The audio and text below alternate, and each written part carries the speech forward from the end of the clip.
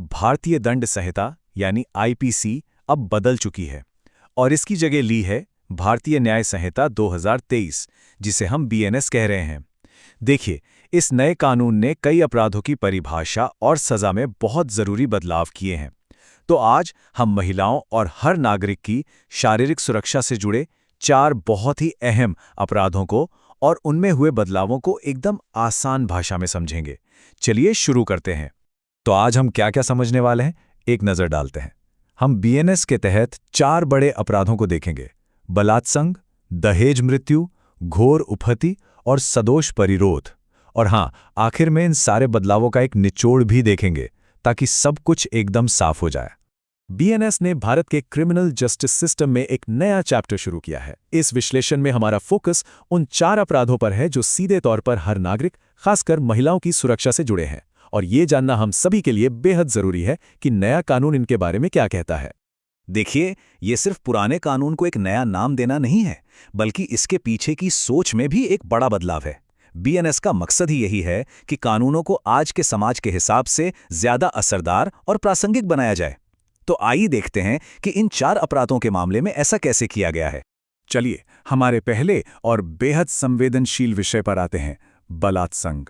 इसे अब बीएनएस की धारा 63 के तहत परिभाषित किया गया है और इस कानून में कुछ बहुत ही अहम और प्रोग्रेसिव बदलाव हुए हैं। कानून की नज़र में बलात्कार की परिभाषा एकदम साफ है। इसका पूरा आधार सहमति यानी कंसेंट पर टिका हुआ है। अगर सहमति नहीं है तो वो अपराध है, और ये सहमति भी ऐसी होनी चाहिए जो बिना किसी शक के, अपनी मर्जी से और पूरी तरह सोच समझ कर दी गई हो। अब देखिए, किसी भी एक्ट को बलात्संग साबित करने के लिए यौन प्रवेश के साथ साथ सहमति का पूरी तरह से ना होना जरूरी है। और ये बात समझना बहुत जरूरी है कि अगर सहमति डरा धमका कर ली गई है, धोखे से ली गई है या किसी को भ्रम में रख कर ली गई है, तो कानून की नज़र में वो सहमति है ही नहीं।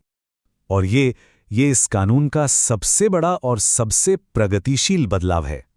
पुराने आईपीसी कानून में मैरिटल रेप के अपवाद में पत्नी की न्यूनतम उम्र 15 साल थी। बीएनएस में इसे बढ़ाकर 18 साल कर दिया गया है। इसका सीधा मतलब यह है कि अब 18 साल से कम उम्र की पत्नी के साथ भी यौन संबंध बलात्कार ही माना जाएगा। ये एक बहुत बड़ा और जरूरी कदम है। इस अपराध की गंभीरता को देखते हुए सजा भी उतनी ही सख्त रखी गई है। बलात्संग के दोषी के लिए कम से कम 10 साल के कठोर कारावास की सजा है, जिसे अपराध की गंभीरता के आधार पर आजीवन कारावास मतलब उम्र कैद तक भी बढ़ाया जा सकता है। चलिए अब दूसरे गंभीर अपराध दहेज मृत्यु की ओर बढ़ते हैं, जिसे बीएनएस की धारा 80 में जगह दी गई है। ये एक ऐसी सामाजिक बुराई है जिससे हमारा समाज आज भी लड़ रहा है और कानून इससे सख्ती से निपटने की कोशिश करता है।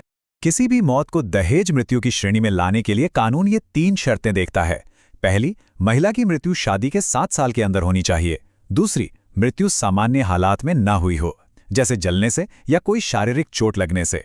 और सबसे अहम तीसरी शर्त यह है कि यह साबित हो जाए कि मौत से ठीक पहले महिला को दहेज के लिए तंग या प्रताड़ित किया गया था। दहेज मृत्यु के अपराध के लिए सजा भी बेहद गंभीर है। इसमें कम से कम 7 साल के कारावास का प्रावधान है, जिसे बढ़ाकर उम्र कैद तक भी किया जा सकता है। ये दिखाता है कि कानून इस सामाजिक बुराई को कितनी गंभीरता से लेता है। अब एक ऐसे अपराध को समझते हैं जो शारीरिक चोटों की गंभीरता से जुड़ा है, घोर उपहति। बीएनएस ये साफ करता है कि हर चोट एक जैसी नहीं होती। कुछ चोटें इतनी गंभीर होती हैं कि कानून उन्हें एक अलग और ज्यादा गंभीर अपराध मानता है। तो सवाल ये उठता है कि कानूनी तौर पर एक साधारण चोट और एक घोर यानी गंभीर चोट में क्या फर्क है? कानून इसे कैसे तय करता है? चलिए अगली स्लाइड में देखते हैं कि कौन-कौन सी चोटें इस कैटेगरी में आती हैं। कानून ने घोर उपहति के कुल 8 प्रकार बताए हैं। जैसा कि हम देख सकते हैं, इनमें वो चोटें शामिल हैं जो शरीर को स्थायी मतलब परमानेंट नुकसान पहुंचाती हैं, जैसे आंखों की रोशनी या सुनने की शक्ति का हमेशा के लिए चला जाना, कोई हड्डी या दांत टूट जाना या चेहरे पर कोई ऐसा निशान पड़ जाना जो कभी ठीक ना हो। इस स्लाइड पर थोड़ा ध्यान दीजिए क्योंकि यहाँ एक छोटा लेकिन बहुत महत्वपूर्ण बदलाव किया गया है। बीएनएस ने घोर उपहति की एक परिभाषा में गंभीर शारीरिक दर्द की अवधि को 20 दिन से घटाकर 15 दिन कर दिया है। मतलब अगर किसी चोट की वजह से कोई व्यक्ति 15 दिन तक तेज दर्द में है या अपने रोजमर्रा के काम नहीं कर पा रहा है, तो वो चोट अब घोर उपहति मानी जाएगी। इससे इस कानून का दायरा और बढ़ गया है। हमारा चौथा और आखिरी अपराध व्यक्तिगत आज़ादी के हनन से जुड़ा है, सदोष परिरोध, जिसे बीएनएस की धारा 127 में समझाया गया है। ये किसी व्यक्ति की कहीं भी आने जाने की आज़ादी को गैर कानूनी तरीके से छीनने का अपराध है।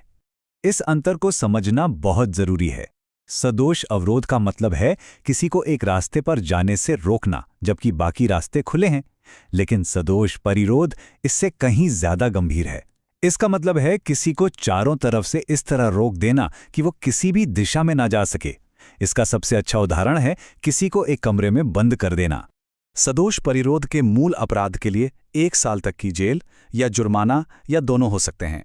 लेकिन ये जानना भी जरूरी है कि अगर किसी को ज्यादा समय, जैसे 3 दिन या 10 दिन के लिए बंद रखा जाता है, तो कानून में उसके लिए और भी सख्त सजा का प्रावधान है।